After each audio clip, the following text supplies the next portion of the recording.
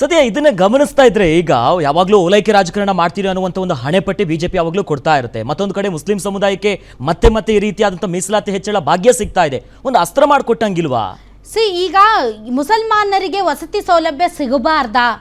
ಅದು ಯಾರು ಹೇಳ್ತಿಲ್ಲ, ಅವ್ರಿಗೂ ಸಿಗಬೇಕು. ಎಲ್ಲರೂ ಇದು ಯಾಕೆ ಅಂತಂದ್ರೆ ಸರ್ವ ಜನಾಂಗದ ಶಾಂತಿಯ ತೋಟ ಅಂದ ಮೇಲೆ ಸರ್ವ ಜಾತಿ ಜನಾಂಗ ಸಮುದಾಯಗಳಿಗೂ ಕೂಡ ಸಮಾನವಾದಂಥ ಎಲ್ಲ ಯೋಜನೆಗಳ ಲಾಭ ಸಿಗಬೇಕು.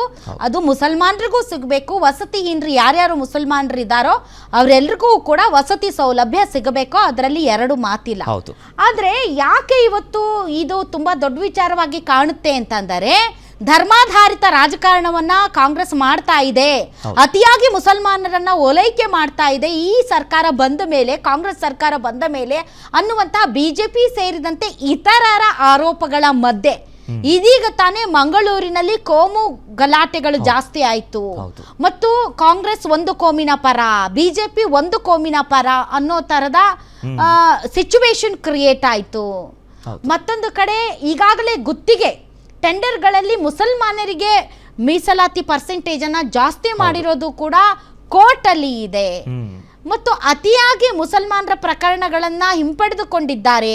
ಈ ತರದ ಸಾಲು ಸಾಲು ಮುಸಲ್ಮಾನರಿಗೆ ಓಲೈಕೆ ಮಾಡ್ತಾ ಇದೆ ಅನ್ನೋ ಆರೋಪದ ಮಧ್ಯೆ ಇತ್ತೀಚೆಗೆ ನಡೆದಂತಹ ಅದು ಚಿನ್ನಸ್ವಾಮಿ ಸ್ಟೇಡಿಯಂನ ಕಾಲ್ ತುಳಿತ ಪ್ರಕರಣ ಆಗಿರಬಹುದು, ಮೂಡ ಹಗರಣ ಆಗಿರ್ಬೋದು, ವಾಲ್ಮೀಕಿ ಹಗರಣ ಆಗಿರ್ಬೋದು, ಯಾಕೋ ರಾಜ್ಯ ಸರ್ಕಾರದ ಗ್ರಹಗತಿಗಳು ಚೆನ್ನಾಗಿದ್ದಂಗೆ ಕಾಣೋದಿಲ್ಲ.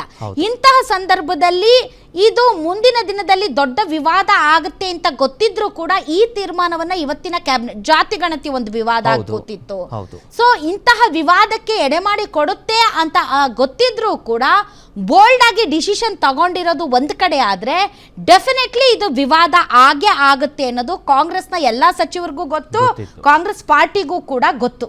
ಇಂತಹ ಸಂದರ್ಭದಲ್ಲಿ ಸರಿಯಾದ ಸಮಯಕ್ಕೆ ಸರಿಯಾದ ನಿರ್ಧಾರ ತೆಗೆದುಕೊಂಡಿದ್ದಾರಾ ಇಲ್ವಾ ಅನ್ನೋದು.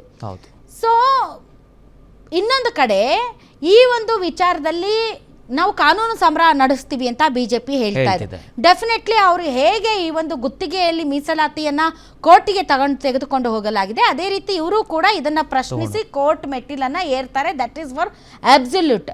ಆದರೆ ಈಗ ಸಚಿವರು ಹೇಳ್ತಾ ಇದ್ರಪ್ಪ, ಡಿ ಕೆ ಶಿವಕುಮಾರ್ ಅವರು, ಮೈಸೂರು ಆ ಭಾಗದಲ್ಲೆಲ್ಲ ಜಾಸ್ತಿ ಕಟ್ಟುಬಿಟ್ಟಿದ್ದಾರೆ, ಎಲ್ಲ ಪಾಳು ಬಿದ್ದುಬಿಟ್ಟಿದ್ದಾವೆ, ಹೀಗಾಗಿ ಖಾಲಿ ಇರೋದ್ರಿಂದ ಕೊಡ್ತಾ ಇದೀವಿ ಅಂತ. ಖಾಲಿ ಇದೆ ಅಂತ ಮುಸಲ್ಮಾನರಿಗೆ ಕೊಡ್ತೀರಾ? ಅದೇ ಪ್ರಶ್ನೆ ಕಾಡ್ತಿರೋದು. ಖಾಲಿ ಇದೆ ಅಂತ ಎಲ್ಲರಿಗೂ ಕೊಡಿ, ಖಾಲಿ ಇದೆ ಅನ್ನೋ ಕಾರಣಕ್ಕೆ ನಾವು ಪಾಪ್ಯುಲೇಷನ್ ಜಾಸ್ತಿ ಇದೆ, ಪಾಪ್ಯುಲೇಷನ್ ಮುಸಲ್ಮಾನರದ್ದು ಜಾಸ್ತಿ ಇದೆ ಅಂತ ಹೆಂಗ್ ಗೊತ್ತಾಯ್ತು ನಿಮ್ಗೆ? ಹೌದು, ಹೆಂಗ್ ಗೊತ್ತಾಯ್ತು? ಈಗಾಗಲೇ ಗಣತಿ ವಿಚಾರವೇ ಸಾಕಷ್ಟು, ಗಣತಿ ವಿಚಾರವನ್ನ ನೀವು ಸ್ಕ್ರಾಪ್ ಮಾಡಿದ್ದೀರಾ, ಅದು ಸರಿ ಇಲ್ಲ ಅಂತ ನೀವು ರೀಸರ್ವೆಗೆ ಹೋಗ್ತೀವಿ ಅಂತ ಹೇಳ್ತಾ ಇದ್ದೀರಾ, ಹೌದಾ? ಸೊ ಜಾತಿ ಗಣತಿಯಲ್ಲಿ ಯಾವ ಸಮುದಾಯದ ಜನ ಎಷ್ಟೆಷ್ಟಿದ್ದಾರೆ, ಅವರ ಆರ್ಥಿಕ ಪರಿಸ್ಥಿತಿ ಯಾವ ರೀತಿ ಇದೆ, ಅವರ ಶೈಕ್ಷಣಿಕ ಪರಿಸ್ಥಿತಿ ಯಾವ ರೀತಿ ಇದೆ, ಈ ರೀತಿಯಾಗಿ ಸುಮಾರು 50ಕ್ಕೂ ಹೆಚ್ಚು ಪ್ರಶ್ನೆಗಳನ್ನು ಕೇಳಿ ನೀವು ಜಾತಿ ಗಣತಿ ಮಾಡಿದ್ದೀರಾ, ಕರೆಕ್ಟ್. ಆದರೆ ಆ ಜಾತಿ ಗಣತಿಯ ಅಂಕಿ ಅಂಶಗಳು ಸರಿಯಾಗಿ ಇಲ್ಲ ಅಂತ ನೀವೇ ಬಹಿರಂಗವಾಗಿ ಹೇಳಿ ಅದನ್ನ ಕಸದ ಬುಟ್ಟಿಗೆ ಎಸೆದು ಈಗ ನೂತನವಾಗಿ ಮರುಸರ್ವೆಗೆ ನೀವು ಮುಂದಾಗಿರುವಂತ ಈ ಸಂದರ್ಭದಲ್ಲಿ ಯಾವ ವರದಿಯ ಅಧ್ಯಯನದ ಆಧಾರದ ಮೇಲೆ ಇವಾಗ ತಾವು ಮೀಸಲಾತಿ ಪ್ರಮಾಣವನ್ನು ಹೆಚ್ಚಿಗೆ ಮಾಡಿದ್ದೀರಿ ಅಂತ ಸಾರ್ವಜನಿಕರಿಗೆ ಹೇಳಿ. ಇದು ವಿವಾದ ಆಗುತ್ತೆ, ಸಾರ್ವಜನಿಕವಾಗಿ ಚರ್ಚೆ ಆಗುತ್ತೆ, ಬಹುಸಂಖ್ಯಾತರು ಈ ವಿಚಾರದಲ್ಲಿ ಸರ್ಕಾರದ ಬಗೆಗೆ ಅನುಮಾನದ ದೃಷ್ಟಿಯನ್ನ ಬೀರ್ತಾರೆ ಅಂತ ಗೊತ್ತಿದೆ ತಾನೇ.